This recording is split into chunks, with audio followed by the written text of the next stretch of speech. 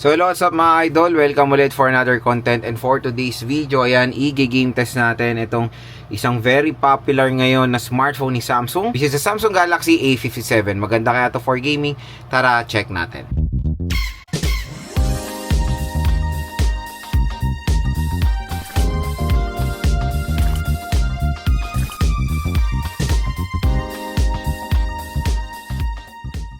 And mga idol, for today's video, ayan, finally gigame test na rin natin tong hot na smartphone ngayon ni Samsung, which is a Samsung Galaxy A57. So yung SRP nito medyo mabigat talaga, nasa around 28,000 pesos for the 8GB 128, pero magandang balita dito sa ating link, pwede nyo makuha to ng mababang presyo lang na below 20,000 pesos. So tap mo yung video, may shopping button dito, mura at bagsak presyo nyo lang makukuha itong si Samsung Galaxy A57. At syempre, pag galing kayo sa ating link, makakuha pa kayo ng additional discount voucher na up to 1 to 2,000 pesos off. So yung 8GB 128 ang variant na to mga idol, kaya konti lang nalagay kong games. So meron tayong ML, Honor of Kings, Genshin Impact at COD. First na lalaruin natin is ML. So ang settings natin, map quality ultra, effects high, super HD, naka-on ng outline at shadow.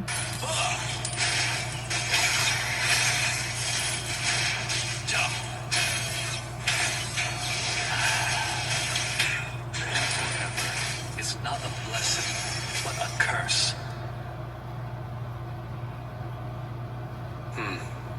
Such a tender, lambent moon tonight.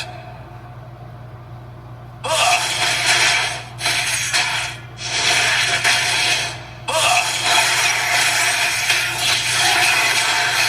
you fear red? I embrace it.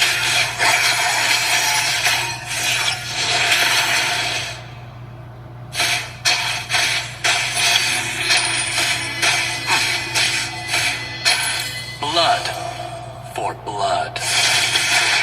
So pagdating sa Mobile Legends, ayan, super smooth ang performance ng Samsung Galaxy A57. Ayan, sobrang ma-enjoy nyo dahil din sa kanyang napakagandang display, very vibrant at very detailed yung graphics niya. This is Honor of Kings tayo. Ayan, set natin yung settings niya. Graphics ultra, resolution ultra red. A farm lane yield more gold. Chaos is coming.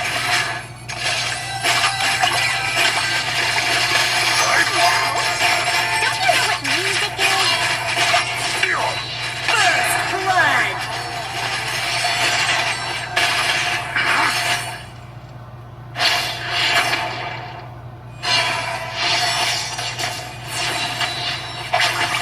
He has been slain.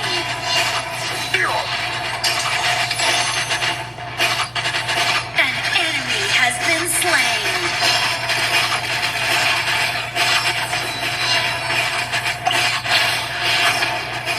Napaka-smooth din ng performance dyan ni Samsung Galaxy A57 sa pinakamataas na settings. Kayang-kaya niya nang walang kahirap-hirap. Dagdag mo pa yung kanyang napaka-solid na Super AMOLED display na nakakadagdag sa enhancement ng graphics ng nilalaro niya. So first, next na lalaroin natin is COD. Ito, settings natin both Battle Royale and multiplayer.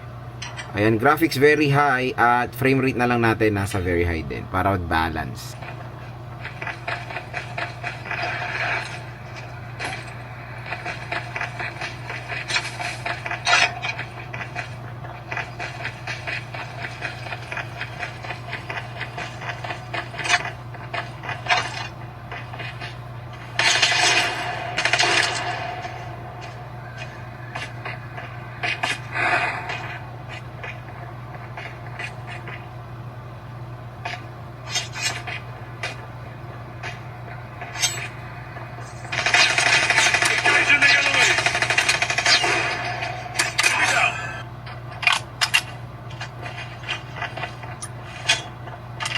So pagdating sa COD, Battle Royale, ayan, ang ganda rin ng performance din, smooth na smooth dito sa Samsung Galaxy A57. Hindi kayo mahirapan maglaro sa device.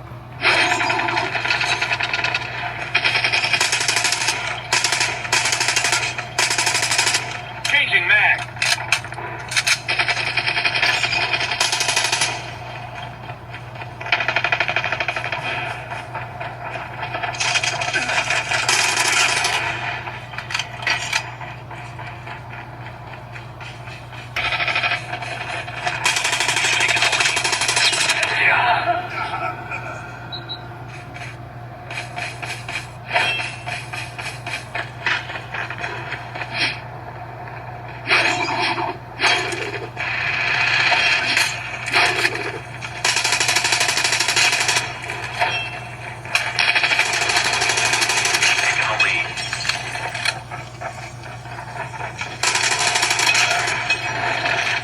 So pagdating sa COD multiplayer, sobrang smooth din ng performance dyan ni Samsung Galaxy A57. Ayan.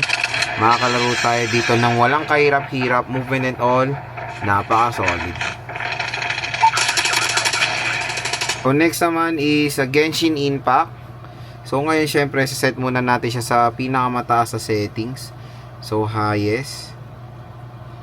Ayan, 30 FPS. Gawin natin 60. I-off natin yung motion blur. Ayan. So try natin.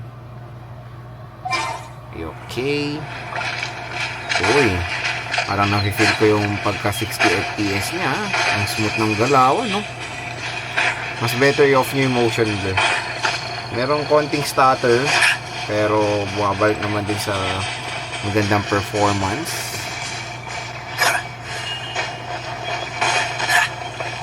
Yung quick reminder lang, this is the 8GB of RAM. Ang ganda talaga ng Super AMOLED, oh. Grabe yung graphics ng Genshin, no? Sobrang detalyado.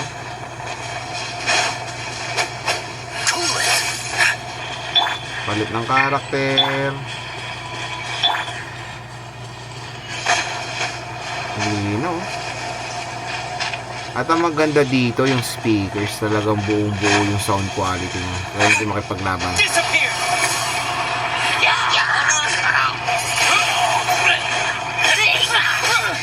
Kaya-kaya yun, no? Pero may napapansin ako na medyo nagiging warm na yung smartphone dito sa bandang camera mode niya. Pero performance wise, solid. Kayang-kaya niya po yung Genshin Impact. Panigurado matutuwa kayo maglaro ng Genshin dito sa smartphone na to. Yun mga idol, ang gaming performance natin dito sa Samsung Galaxy A57. Napaka-solid na device. Pwede kayo maglaro dito, literal. So, yung 128, as you can see, medyo konti lang nalagay natin since yung Genshin dito, ayan na, malaki na agad yung nakain yan. So, check natin yung storage niya. After natin dyan sa 4 games na yan, diba? Ang laki na agad ng nakain, 109GB na agad. So, I suggest go for the 256. Pero medyo malayo kasi yung difference ng 128 at 256. I think nasa 3 to 4,000 pesos yung kanilang price difference, lalo na pag sale sila. Kaya itong 128, makakalaro naman kayo dito, pero pili lang na games ang inyong malalagay. Napaka-solid performance din ng Exynos processor. Kaya, yun.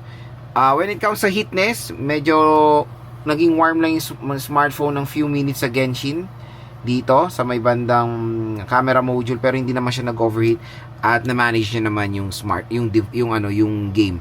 So kung maglalaro kayo dito ng matagalan, I suggest bukasan yung brightness kasi naka full brightness ako, kasi nakakadagdag po yun sa pagbilis ng overheat ng inyong smartphone na pag naka full brightness kayo. Napaka-solid din ng speaker, sobrang lakas, at pinaka natuwa ko dito is yung kanyang gorgeous Super AMOLED display. Very vibrant, talagang matutuwa kayo pag naglaro kayo dito sa Samsung Galaxy A57. Kaya kung interested kayo, dito lang kayo bibili sa ating link. Tap mo yung video, may shopping button dito. Mura nyo lang makuha tong A57 5G. At syempre, pag galing kayo dito sa ating video, makakuha pa kayo ng super duper additional discount voucher up to 1 to 2,000 pesos off. Definitely, napakagandang pang gaming din nito pag nakuha nyo siya sa kanyang sale price. Kaya no worries, makakalaro naman kayo ng mabuti sa A57 5G.